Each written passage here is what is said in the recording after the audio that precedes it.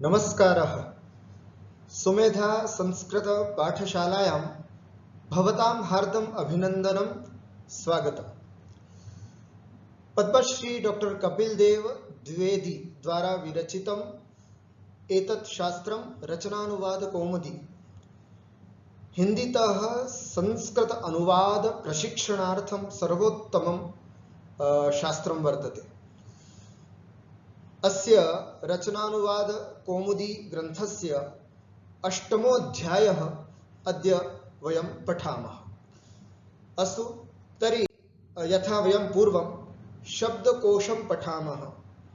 शब्दकोशे वयं पूर्वं सर्वनाम शब्दान् पठितवन्तः, यथा सः, तौ, ते, त्वं, युवां, यूयम्, अहम्, आवां, वयम्। अस्य अर्थं वयं जानीमः। सः वह, तौ वे दोनों, ते वे सब, त्वं तुम, युवां तुम दोनों, यूयं तुम सब, अहम मैं, आवां हम दोनों, वयम हम सब। सः तौ ते प्रथम पुरुष, त्वं युवां यूयं मध्यम पुरुष, अहम आवां वयम उत्तम पुरुषः। तथैव एकम भवति क्रिया रूप, है ना, धातु रूप। ये हैं सभी सर्वनाम शब्द। अब हम देख रहे हैं क्रिया रूप, वर्ब जिसको बोलते हैं, धातु रूप। गच्छति, गच्छतः, गच्छन्ति, गच्छसि, गच्छथः, गच्छथ, गच्छामि, गच्छावः, गच्छामः। ध्यान देने वाली बात यहां पर यह है, चाहे सर्वनाम शब्द हो चाहे संज्ञा शब्द हो, शब्द यहां पर कर्ता है और धातु जो है वो यहां पर क्रिया है। जैसा कर्ता वैसी क्रिया। प्रथम पुरुष एक वचन का कर्ता, प्रथम पुरुष एक वचन की क्रिया। प्रथम पुरुष बहुवचन का कर्ता, प्रथम पुरुष बहुवचन की क्रिया। ये जोड़ा हमको बनाना आना चाहिए। जैसे हम यहां पर एक बार देखते हैं, सह गच्छति, तौ गच्छतः, ते गच्छन्ति, त्वं गच्छसि। त्वं के साथ कभी भी गच्छति नहीं आएगा, त्वं के साथ कभी भी गच्छामि नहीं आएगा, कभी नहीं आएगा। त्वं है तो मध्यम पुरुष एक वचन का ही क्रियापद आएगा। त्वं गच्छसि, युवां गच्छथः, यूयं गच्छथः, अहं गच्छामि, आवां गच्छावः, वयं गच्छामः। स्पष्ट? ये बार बार मैंने पिछले 1-2-3 अभ्यासों से बताने का प्रयास कर रहा हूं। इसका एक ही उद्देश्य है, कर्ता और क्रिया का सामंजस्य बिठाना हमको आना चाहिए। कर्ता प्रथम पुरुष एक वचन का तो क्रिया भी प्रथम पुरुष एक वचन की होनी चाहिए। जैसा कर्ता वैसी क्रिया। स्पष्ट? या इसको रट ले, स गच्छति, तौ गच्छतः, ते गच्छन्ति, त्वं गच्छसि, युवां गच्छतः, यूयं गच्छतः, अहं गच्छामि, आवां गच्छावः, वयं गच्छामः इति। इस प्रकार से हम याद कर सकते हैं। अब हम कुछ संज्ञा शब्दों को देखते हैं। जैसे आज हमारे सामने एक नया संज्ञा शब्द आ रहा है। आप अपने रचनानुवाद कौमुदी में शब्दकोश में देखेंगे, क वाला भाग जो है उसमें एक नए शब्द दे रखे हैं आपको। जैसे इकारांत पुल्लिंग शब्द। अभी तक हमने अकारांत पुल्लिंग, आकारांत स्त्रीलिंग, अकारांत नपुंसकलिंग शब्द ये देखे। आज हम चौथे प्रकार के शब्द रूप में प्रवेश कर रहे हैं। आज कौन सा, किस प्रकार का शब्द रूप है हमारे पास? इकारांत पुल्लिंग शब्द। ठीक है, आइए कैसे होते इकारांत? इकारांत का मतलब क्या? इकार हो अंत में जिसके, हरि हरि, ई, कवि ई, है ना, यति, त में ई। तो ऐसे ई जिसके अंत में, उसको हम कहते हैं इकारांत शब्द। कौन से हैं शब्द इकारांत? जैसे हरि ही, उच्चारण कैसे करेंगे विसर्ग के साथ? हरि ही, कवि ही, यति ही, ऐसे। हरि का मतलब विष्णु भी होता है। सूर्य, किरण, चंद्रमा की, सूर्य की किरणें होती। सिंह, बंदर, इन सब के लिए हरि शब्द का प्रयोग होता है। कवि ही हम सब जानते हैं, कवि। यति ही, सन्यासी को यति कहते हैं। उसके अलावा इसके रूप कैसे चलते हैं ये भी हमको आना चाहिए। जैसे हरि ही, सबसे पहले हरि, हरि हरयः प्रथमा, हरिम हरि हरीन द्वितीया, हरिणा हरिभ्याम हरिभिः तृतीया, हरये हरिभ्याम हरिभ्यः चतुर्थी, हरेः हरिभ्याम हरिभ्यः पंचमी, हरेः हर्योः हरीणाम षष्ठी, हरौ हर्योः हरिषु सप्तमी, हे हरे हे हरि हे हरयः संबोधन। ध्यान देने वाली बात यहां पर क्या है, एक तो दीर्घ ईकार कहां कहां पर है, द्विवचन में, प्रथमा और द्वितीया के द्विवचन में, हरि हरि, और द्वितीय बहुवचन में भी है हरीन। उच्चारण भी हमको वैसे ही करना है, हरीन, हरिन, हरिन बोल दिया तो गलत हो जाएगा, हरीन इति। और एक सीधा षष्ठी बहुवचन में आकर के देखें, यहां पर भी दीर्घकार है, हरीणाम इति। ठीक है, शुद्ध उच्चार यहां पर हरिभ्याम ही आएगा, है ना। शुद्ध उच्चारण एक बार ध्यान से सुने, हरि हरि हरयः प्रथमा, हरिम हरि हरीन द्वितीया, हरिणा हरिभ्याम हरिभिः तृतीया, हरये हरिभ्याम हरिभ्यः चतुर्थी, हरेः हरिभ्याम हरिभ्यः पंचमी, हरेः हरिभ्याम हरिभ्यः पंचमी, हरेः हर्योः हरीणाम षष्ठी, हरौ हर्योः हरिषु सप्तमी, हे हरे हे हरि हे हरयः संबोधन। स्पष्ट। इस तरह से हरि कवि, कवि भी, कवि कवि कवयः प्रथम, कविम कवि कवीन द्वितीया, ऐसे यति यति यतयः प्रथम, यतिम यति यतीन द्वितीया, इस तरह से इसके रूप चलेंगे। एक विशेष नियम है, नियम नंबर 22, उसको यहां पर हमें ध्यान देने की बात है, पति ही समास एव इति। यहां आप देखेंगे अभ्यास 8 में नियम नंबर 22 है, उसमें एक सूत्र दे रखा है, पति ही समास एव, जिसका अर्थ होता है पति शब्द यदि किसी के अंत में होगा तो उसके रूप हरि की तरह चलेंगे। ये बहुत बड़ी बात है, कई बार कंपटीशन एग्जाम्स में पूछा जाता है, लेकिन विद्यार्थी पति की तरह उसके रूप चला करके, पति शब्द जो है वो भिन्न चलता है और हरि शब्द जो है वो भिन्न चलता है। इस सूत्र का कहने का मतलब यह है कि ऐसे कुछ शब्द जिसके अंत में पति हो, फॉर एग्जाम्पल भूपति ही, सेनापति ही, प्रजापति ही, ऐसे शब्द जिसके अंत में पति हो तो उनके रूप भी हरि की तरह चलेंगे, पति की तरह नहीं, पति के रूप भिन्न चलेंगे, वो हम आगे की अभ्यास में बताएंगे। स्पष्ट। लेकिन किसी शब्द के अंत में पति आ रहा है, जैसे भूपति ही, सेनापति ही, है ना, राष्ट्रपति ही, ऐसे, तो किसी शब्द के बाद में अगर पति ही आ रहा है तो उसके रूप हरि की तरह चलेंगे। स्पष्ट।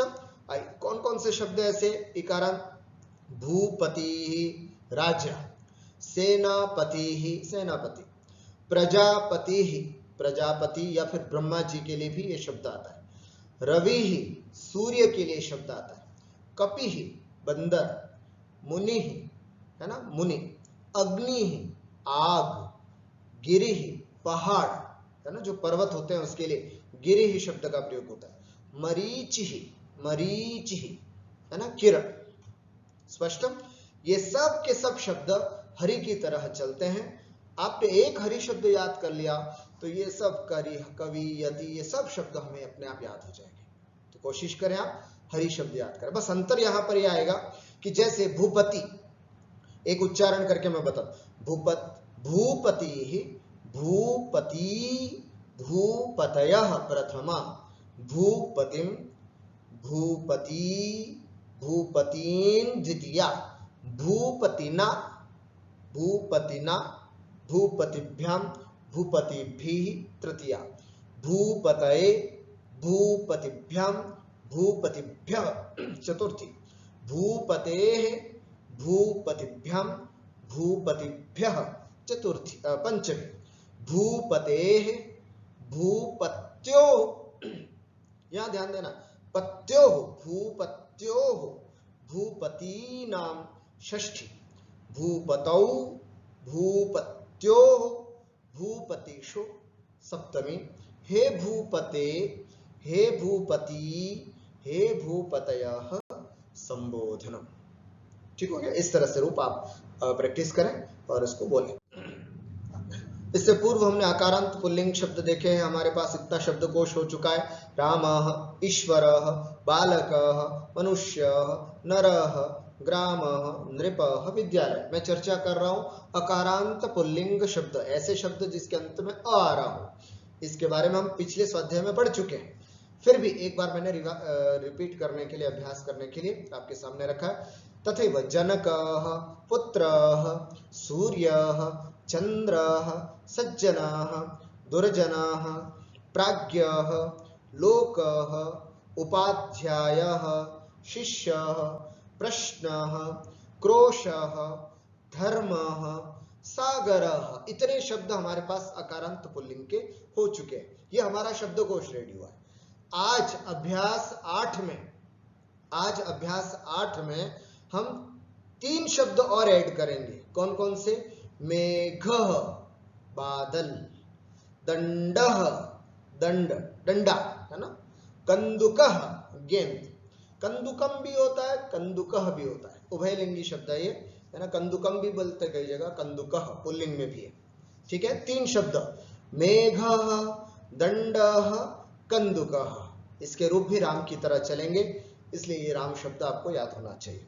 एक बार उच्चारण, रामः, रामौ, रामः प्रथमा, रामं, रामौ, रामान् द्वितीया, रामेण, रामाभ्यां, रामैः तृतीया, रामाय, रामाभ्यां, रामेभ्यः चतुर्थी, रामात्, रामाभ्यां, रामेभ्यः पंचमी, रामस्य, रामयोः, रामाणां षष्ठी, रामे, रामयोः, रामेषु सप्तमी, हे राम, हे रामौ, हे रामाः संबोधन इति।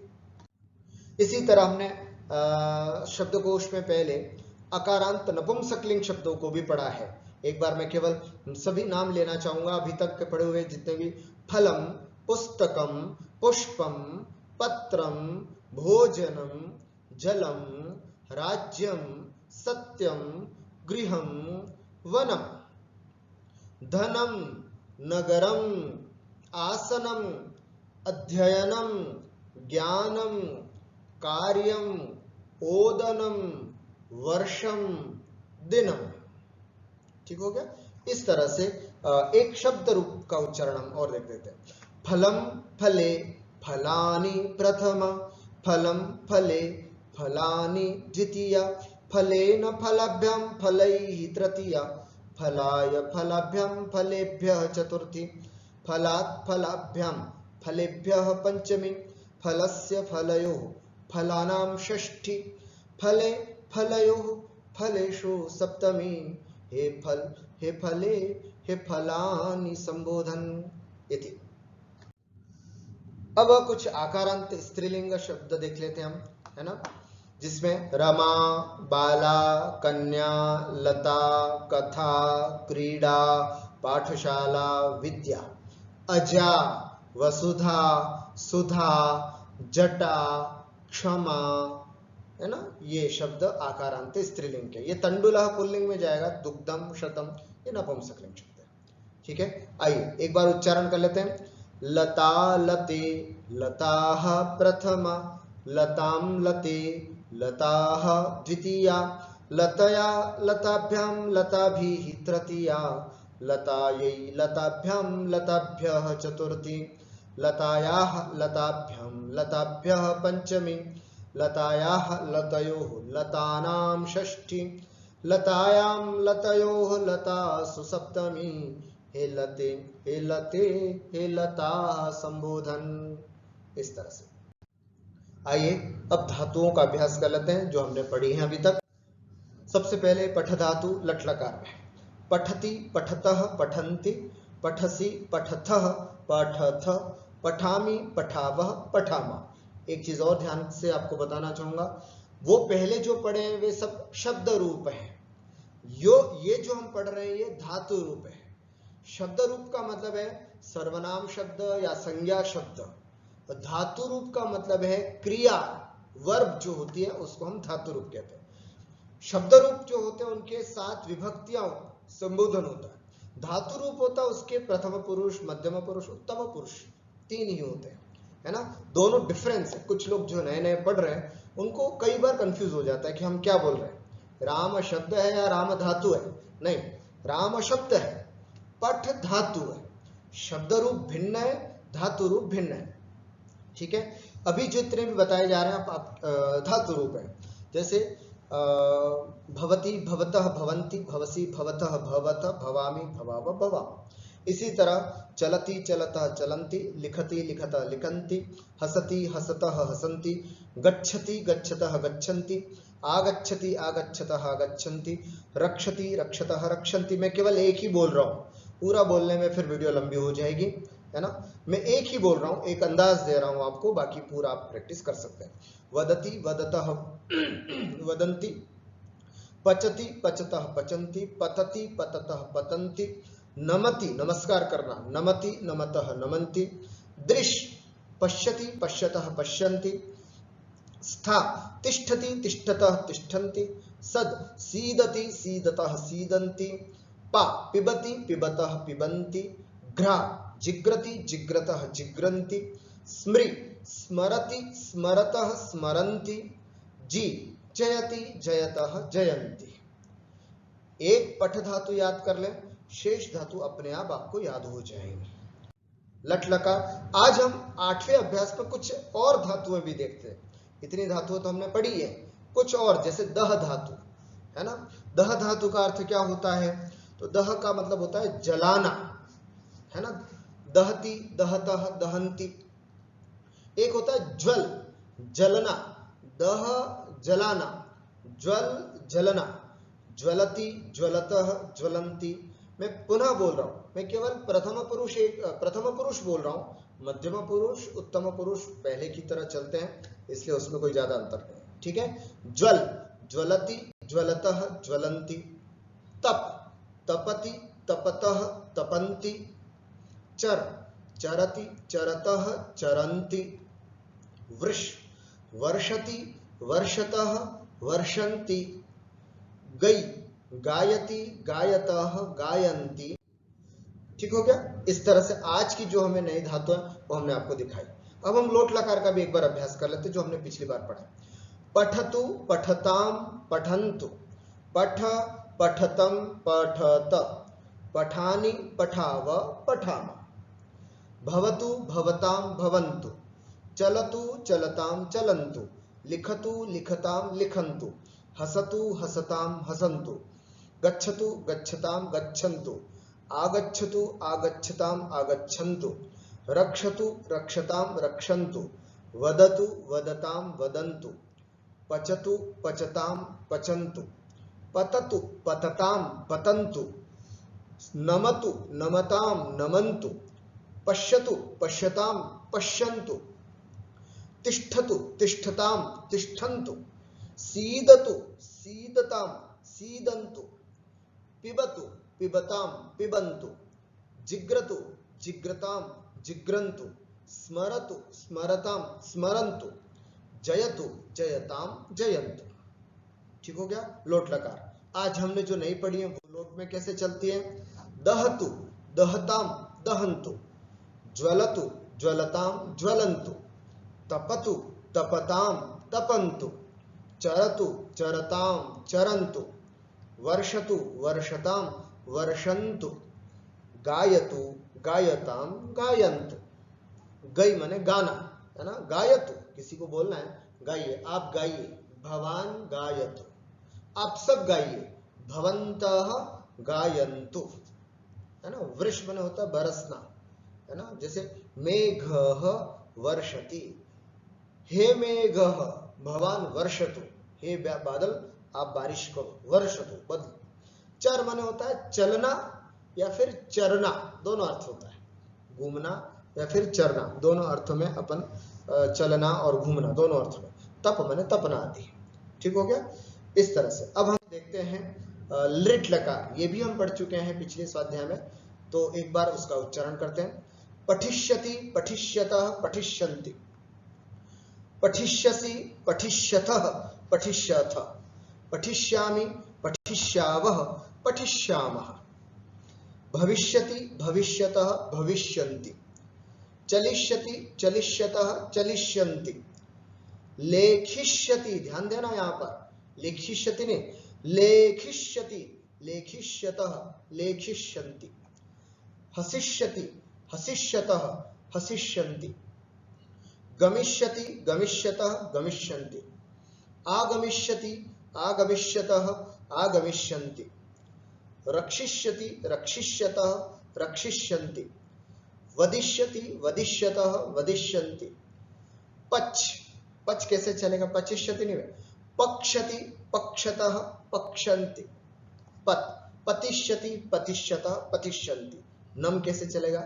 नंस्यति, नंस्यतः, नंस्यन्ति, दृश, द्रक्षति, द्रक्षतः, द्रक्षन्ति, स्था, स्थास्यति, स्थास्यतः, स्थास्यन्ति, सत्, सत्स्यति, सत्स्यतः, सत्स्यन्ति, पा, पास्यति, पास्यतः, पास्यन्ति, ग्रा, ग्रास्यति, ग्रास्यतः, ग्रास्यन्ति, स्मृ, स्मरिष्यति, स्मरिष्यतः, स्मरिष्यन्ति, और जी, जेष्यति, जेष्यतः, जेष्यन्ति।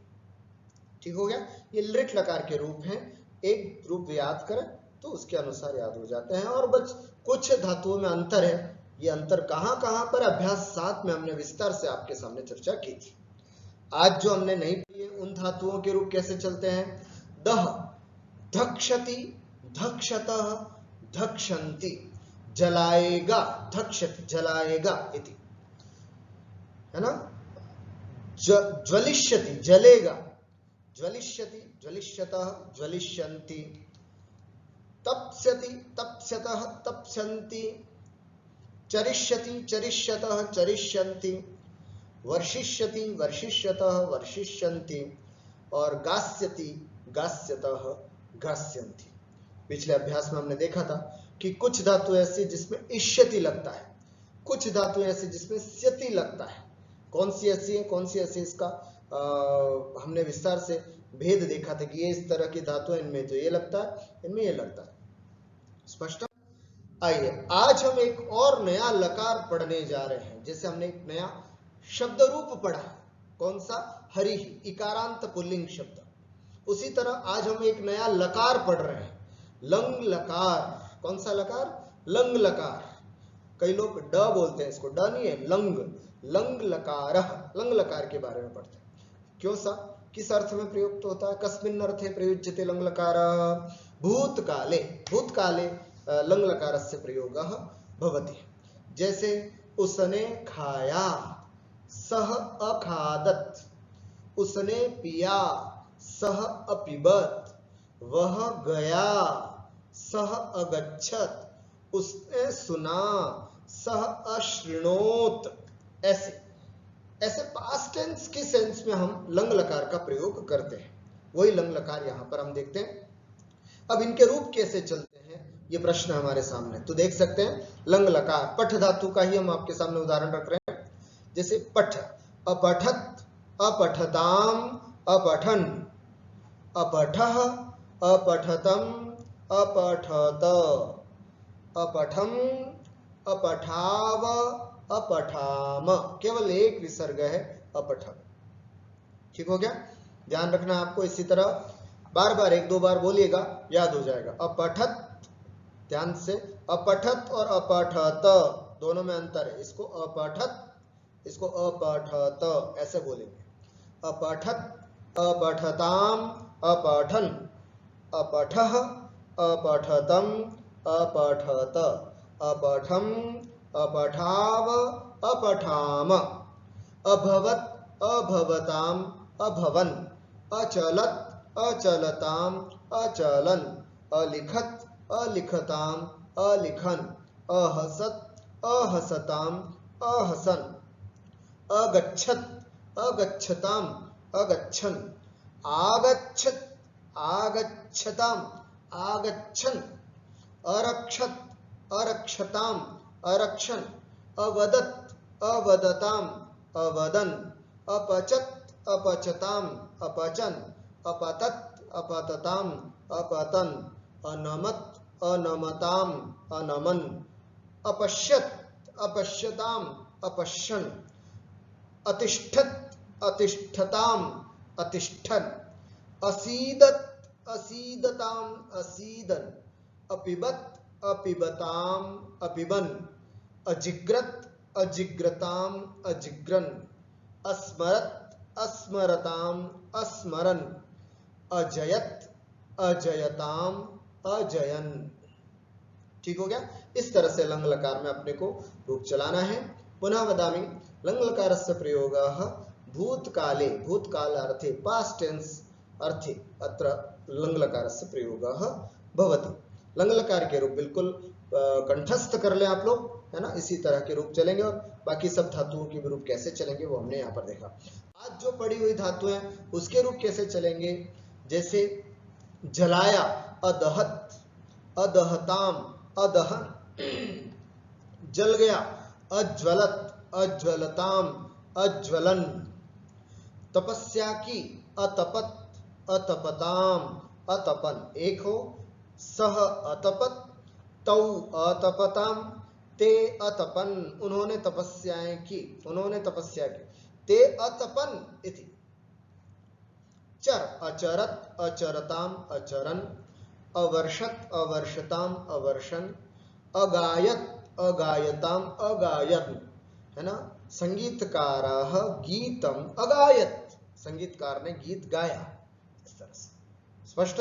हमने नई धातुओं के भी चारों लकारों के रूप देख लिए और चारों लकारों में चलने वाले रूप किस तरह से धातु रूप है वो देखा, उनका अभ्यास भी कर लिया। आइए, आपकी पुस्तक में इस तरह से सब दिया हुआ है, आप इसमें से देख सकते हैं।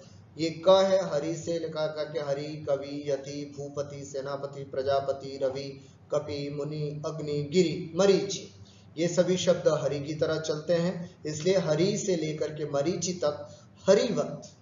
फिर यहाँ आता है मेघ, दंड, कंदुकम, कंदुकम भी है कंदुकह भी है, दोनों है ना। तो यहाँ पर कंदुकम भी लिखा है यहाँ, तो कंदुकम माने ज्ञानवत, है ना। कंदुकम नपुंसकलिंग है, मेघ और दंड, मेघ से लेकर के दंड तक हमने उसमें पुल्लिंग भी बताया, कंदुकम नपुंसकलिंग में ही ऐसा समझे। मेघ दंड ये राम की तरह चलते हैं, कंदुकम नपुंसकलिंग है वो ज्ञान की तरह चलता है। ठीक है। उसके बाद दह से लेकर के दह, ज्वल, तप, चर, वृष, गई, इसके धातु किसकी तरह चलते, भवती की तरह। अगर हमें भवती आता है तो ज्वलती, तपति, वर्षति सब एक जैसे, तो भवती भवती तरह चलता है। और ये भी हमने देखा है, शब्द रूप हरि के पूरे रूप स्मरण करना है, हमने कर लिए, है ना। और इकारांत पुल्लिंग शब्द सभी हरि की तरह चलते हैं। और जो 16 नंबर में हमने देखा था कि जहां पर र और श आता है वहां न को ण हो जाता है, र और श आता है। जैसे हरि में र है तो हरिणा, रवि में र है रवीणा, गिरि में र गिरिणा, लेकिन कवि में नहीं तो कविना, भूपति में नहीं है भूपतिना। तो जहां पर र अथवा श आए वहां तो हमें न को ण कर देना है, तृतीय एक वचन का न और षष्ठी बहुवचन का न। लेकिन जहां पर र भी नहीं है श भी नहीं है, जैसे यति, यतिना, वहां न ही रहेगा, लेकिन गिरि है गिरिणा, रवि रवीणा, ऐसे होगा। बाकी नियम नंबर 22 हमने देखा था, पति शब्द जिसके अंत में होगा उन सब के रूप भी हरि की तरह चलते हैं। ये धातु रूप लंग लकार भू धातु इन्होंने यहाँ चला करके बताया है ना। अभवत अभवताम अभवन, अभवः अभवतम अभवत, अभवम अभवाव अभवाव। संक्षिप्त में जैसे अपठत, अलिखत, अदहत इत्यादि हमने अच्छे से प्रैक्टिस की है। कुछ धातु ऐसी हैं जिसकी अजादी हो, तो जैसे इश धातु है तो इसमें ऐच्छत रूप चलेगा, ऐच्छत, ऐच्छताम, ऐच्छन, ऐसे आगम, आगच्छत, अस, आसीत, इसमें कुछ रूप परिवर्तित है, तो यह हमें ध्यान देना है। आइए कुछ नियम है आज के अभ्यास से संबंधित, उसको देखते हैं। सबसे पहले 23, क्रिया की सिद्धि में सहायक को करण कहते हैं। आइए हम 3 आज नई चीजें पढ़ रहे हैं। एक तो पहली नई चीज पढ़ी हमने इकारांत हरि शब्द, है ना, हरि ही, हरि हरया। दूसरी हमने नई चीज पढ़ी आज लंग लकार, अभवत, अभवताम, अभवन, अपठत, अपठताम, अपठन, अगच्छत, अगच्छताम, अगच्छत। तीसरी नई चीज पढ़ रहे हैं हम आज तृतीया विभक्ति। अभी तक हमने 7 अभ्यास तक प्रथमा विभक्ति और द्वितीय विभक्ति में रूप कैसे चलते हैं उसके नियम देखे। आज से नियम नंबर 23 से हम यहां देखेंगे कि तृतीया विभक्ति कहां कहां होती है, कैसे होती है। ठीक है, क्रिया की सिद्धि में सहायक को करण कहते हैं।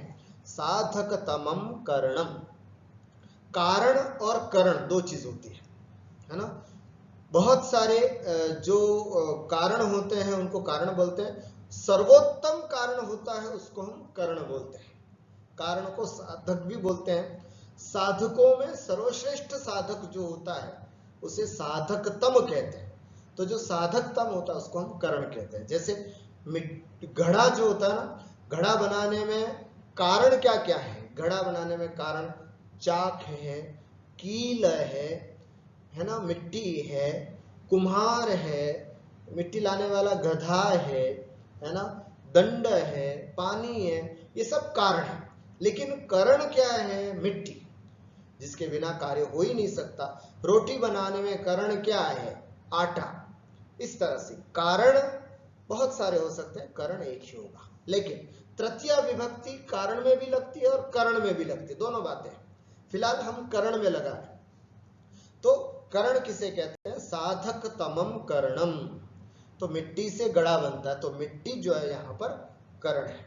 और जो करण होता है उसके लिए अगला नियम आता है, करण में तृतीया विभक्ति होती है। अगर हम करण है हमारे पास, कर्म में द्वितीया विभक्ति पढ़ा अपन ने, कर्ता में प्रथमा विभक्ति, कर्ता कारक में प्रथमा विभक्ति, कर्म कारक में द्वितीया विभक्ति, करण कारक, अभी हम कौन सा पढ़ रहे हैं? करण कारक, है ना। जो भी किसी काम की, जिसकी सहायता से काम किया जाता है उसको हम करण कहते हैं। और करण में तृतीया विभक्ति होती है। ठीक है, करण में तृतीया विभक्ति होती है। तथा कर्मवाच्य तथा भाववाच्य में कर्ता में तृतीया होती है। कर्मवाच्य और भाववाच्य एक अलग टॉपिक है, मैं उसको बाद में समझाऊंगा। परंतु हाँ, नियम ये कह रहा है कर्मवाच्य तथा भाववाच्य में कर्ता में तृतीया विभक्ति होती है। इसलिए सूत्र बना कर्तृकरणयोस् तृतीया। कर्ता में तो तृतीया होती ही है, लेकिन कर्मवाच्य और भाववाच्य में जो कर्ता है उस कर्ता में भी तृतीया होती है। तो कर्तृ उस कर्मवाच्य और भाववाच्य का जो कर्ता उसके लिए आया है कर्ता में। वैसे तो कर्ता में प्रथमा होती है, लेकिन कर्मवाच्य और भाववाच्य का अगर कर्ता होगा तो उसमें तृतीया होती है, और करण में भी तृतीया होती है। ये तो ये नियम बोल ही रहा है, करण में तृतीया विभक्ति लगानी है अपने को। ठीक है, जैसे कोई बालक है, गेंद से खेलता है, गेंद से, तो कंदुकम क्या हुआ? करण हुआ। कंदुकेन क्रीडति। कोई बुजुर्ग हैं, वृद्ध हैं, दंड से चलते हैं, तो दंडेन चलति, दंड से चलते हैं। हिंदी में हमारा जहां पर से आता है, बाय, इंग्लिश में ऐसी सेंस में हम तृतीया विभक्ति का प्रयोग करते हैं। ठीक है, ये रामेण गृहम गम्यते, ये कर्ता में तृतीया विभक्ति लगी क्योंकि ये कर्मवाच्य का है, और रामेण भूयते भाववाच्य का वाक्य, इसलिए कर्ता में। ये रामेण, इन दोनों के कर्ता में तृतीया विभक्ति लगी क्योंकि ये एक कर्मवाच्य का कर्ता है और एक भाववाच्य का कर्ता है। ये वाच्यों वाली बात जो है वो मैं डिटेल से आगे समझाऊंगा, केवल इस सूत्र को अर्थ समझना है कि करण क्या होता है। किसी भी कार्य में सहायक जो होता है वो करण होता है, और उस करण में तृतीया विभक्ति करते हैं। बस 2 बातें आपको समझनी, वहां तृतीया विभक्ति होती है। और तृतीया कहां आती है? जैसे अगला नियम, और तृतीया कहां आती है, तो उसके लिए बताते हैं कि साथ, हिंदी में साथ, संस्कृत में उसके लिए 4 शब्द हैं, सह, साकम, सार्धम, समम। सह, साकम, सार्धम, समम, इन चारों का अर्थ एक ही है, साथ। जैसे पिता के साथ जनकेन सह, जनकेन साकं, जनकेन सार्धम, जनकेन समम, हम कुछ भी शब्द का प्रयोग इसमें कर सकते हैं। पिताजी के साथ घर जाता है, जनकेन सह गृहं गच्छति, ठीक है। पुत्रेण सह उद्यानम गच्छति, पुत्र के साथ उद्यान में जाता है ना। हरि के साथ, है ना, हरि के साथ रमता है, हरिणा सह रमते। इस तरह से जब भी हम सह शब्द का प्रयोग करते हैं उसके योग में तृतीया विभक्ति का प्रयोग होता है, तृतीया विभक्ति का प्रयोग, ठीक हुआ। हिंदी में सुनने में के आता है, राम के साथ, लेकिन के शब्द को देख करके षष्ठी विभक्ति नहीं लगानी है, तृतीया विभक्ति लगानी, क्योंकि उसके साथ शब्द है, राम के साथ, रामेण सह, राम के साथ, पुत्र के साथ, पुत्रेण सह, बालक के साथ, बालकेन सह, लता के साथ, लतया सह, रमा के साथ, रमया सह, हरि के साथ, हरिणा सह, छात्रों के साथ, बहुवचन, छात्रैहि सह, समझ में आ गया। बहुवचन है तो बहुवचन का भी प्रयोग करना है ना। पुत्रों के साथ, पुत्रैहि सह इति, स्पष्ट एवं। और तृतीया, जिस चिन्ह से किसी व्यक्ति या वस्तु का बोध होता है उसमें भी तृतीया विभक्ति का प्रयोग होता है। सूत्र है इत्थम भूत लक्षणे, कोई विशेष ऐसी पहचान जिससे किसी व्यक्ति की पहचान होती है कि अच्छा ये तो ये है, बड़ी बड़ी जटाएं, उससे पता चलता है ये व्यक्ति सन्यासी, जटाओं से, कोई बड़ी बड़ी जटा वाला कलेक्टर तो हो ही नहीं सकता, आईएएस ऑफिसर भी नहीं हो सकता, या फिर डॉक्टर इंजीनियर हो सकता, तो बड़ी बड़ी जटाएं रखी हैं तो यति सन्यासी, तो उससे पता चलता जटाओं से, तो जटा में तृतीया विभक्ति लगाए, जटा भी ही यति, जटा भी से यति, है ना। कोई बड़ी बड़ी दाढ़ी रखा है ऐसे, है ना, और ऊपर टोपी भी पहना है, तो कूर्चेन यवना, कूर्च से मुस्लिम है ऐसा पता चलता है। तिलकेन पंडिता, ओहो, तिलक से पता चलता है ये पंडित है। इस तरह से, है ना। श्वेतांबरेण जैन, सफेद कपड़े पहने हैं, मुख पट्टी बांध रखी है, ओह ये जैन है ना। इस तरह से कमंडलेन यति, कमंडल से पता चलता है ये यति है। तो जिससे चिन्ह से किसी व्यक्ति की पहचान होती है उस चिन्ह में भी तृतीया विभक्ति होती है, ऐसा यह नियम कहता है। बाकी वाक्यों में देखेंगे। अगला वाक्य अंतिम नियम है, कारण बोधक शब्दों में तृतीया विभक्ति होती है। सूत्र है हेतौ, जैसे अध्ययन के कारण रहता है। मान लीजिए हमारे यहाँ जयपुर में बहुत सारे बच्चे हैं जो कोचिंग करने के लिए आते हैं, अध्ययन करने के लिए आते हैं। किसी ने पूछा केन कारणेन वसति, तुम किस कारण से रहते हो, तो वो बोलता है अध्ययनेन वसामि, अध्ययन के लिए, कोचिंग कर रहा हूं, पढ़ने के लिए यहां रहता हूं। तो किसी कारण, हेतु के कारण यदि हम किसी कार्य को करते हैं तो उसमें भी तृतीया विभक्ति होती है, अध्ययनेन वसति इति, ठीक हो गया। और भी उदाहरण है वो हम आगे वाक्यों में देखते हैं। ये सब नियम आपके इस पुस्तक में भी है, आप ध्यान से देखेंगे तो ये सब पुस्तकों में हेतु तक यहाँ पर है, ठीक है। आइए अब हम वाक्याभ्यास कर लेते हैं, अभ्यास 8 का। उदाहरण वाक्य आपके सामने है, सरल है, एक बार देखेंगे। सरल, उसने पढ़ा, सह अपठत। तूने लिखा, तू मध्यम पुरुष एक वचन। त्वम अलिखः, मैंने कहा। अहम अवदम, अवदत अवदताम अवदन, अवदः अवदतम अवदत अवदम, अहम अवदम, मैंने कहा। भूपति ना सह सेनापति चरति, राजा के साथ सेनापति घूमता है, जाता है। यतिना सार्धम कवि ही गायति, है ना, सन्यासी के साथ कवि गाता है।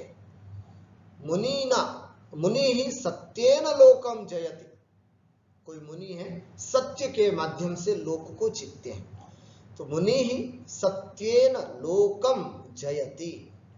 रवि मरीचि भी अतपत, सूर्य ने किरणों से, मरीच माने किरण, किरणों से बहुवचन, मरीच भी अतपत, सूर्य ने अपनी किरणों से तपाया। अग्नि ही ग्रामम अदहत, आग ने गांव को जला दिया। अदहत, अग्नि ही ज्वलती, आग जलती है। गिरि ही निकषा, कषयः चरंत, कपयः।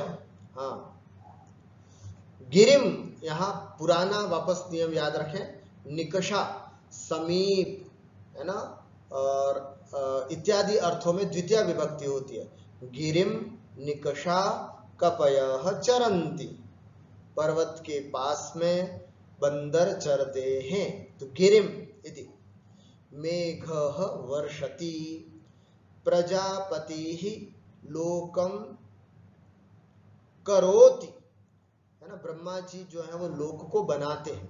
तो प्रजापति ही नाम ब्रह्मा, लोकम करोति, लोक को बनाते हैं, लोक का निर्माण करते हैं। अध्ययनेन वसति, अध्ययन के उद्देश्य से, अध्ययन के कारण रहता है।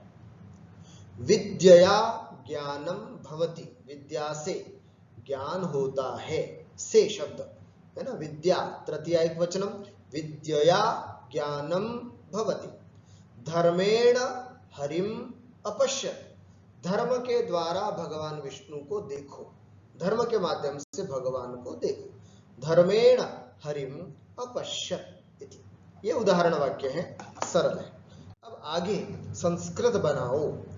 नियम से ये वाक्य आपको बनाने हैं, लेकिन अगर कहीं कठिनाई आती है ना, आपको बनाना है, तो आप तो नियम से इस वीडियो को यहीं पॉज करके खत्म कर दीजिएगा और खुद बैठ करके अच्छे से बनाइए। और फिर अगर कहीं अटकते हैं तो अब मैं जो बोल रहा हूं उसको ध्यान से सुनिएगा और फिर उसको टेली कर दीजिएगा, ठीक है। पर वैसे ईमानदारी से स्वयं आपको वाक्य बनाने हैं, ध्यान से सुनना, स्वयं ही आपको वाक्य बनाना। अस्तु, सर्वप्रथमं पश्याम। राम गेंद से खेला, रामः कंदुकेन अक्रीडत, हरि दंडे से चला, हरिः दंडेन अचलत, कवि ने गाया, कवि अगायत, आग ने नगर को जलाया, अग्नि ही नगरम अज्वलत, अदहत, जलाया, अदहत, अग्नि ही नगरम अदहत, सूर्य ने किरणों से लोक को तपाया, रवि ही, है ना, सूर्य के लिए नया शब्द आया अपने पास, तो अपन वही प्रयोग करेंगे। रवि ही मरीचिभि, किरणों से, मरीचि किरण, किरणों से बहुवचन, मरीचिभि लोकम अतपत, एक वचन, क्योंकि सूर्य एक है। सूर्य मरीचिभि लोकम अतपत, आग कब जली, अग्नि कदा अज्वलत, सन्यासी ने वहां तप किया, यति ही तत्र तपह अतपत, है ना, तप किया, अतपत, यति ही तत्र अतपत, राजा कवि के साथ घूमा, भूपति ही, अब नृपः नहीं बोलेंगे, अब नया शब्द आ गया हमारे पास, भूपति ही कविना सह अभ्रमत अथवा अचरत, नई धातु आज हमारे पास, चर धातु, अचरत, भूपति ही कविना सह अचरत, राजा के साथ सेनापति यहां आया, भूपतिना सह सेनापति ही अत्र आगच्छत, जटा से सन्यासी ज्ञात होता है, जटाभि सन्यासी, है ना, जटाभि यति, है ना, जटाभि यति ज्ञायते, ज्ञात होता है, ज्ञायते, ऐसा।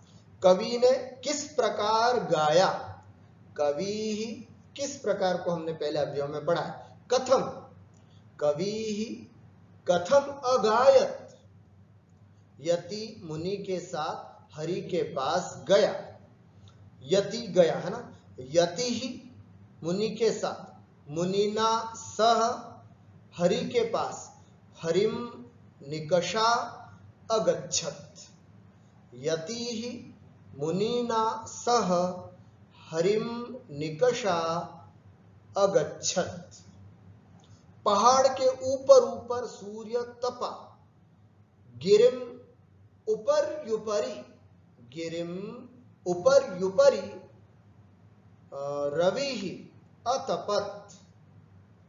बालक बंदरों के साथ खेला, बालकः कपिभिः, बहुवचन है, बंदरों के साथ, कपि, कपिभिः सह अक्रीडत, बालकः कपिभिः सह अक्रीडत। मुनि राजा के साथ बैठा, है ना।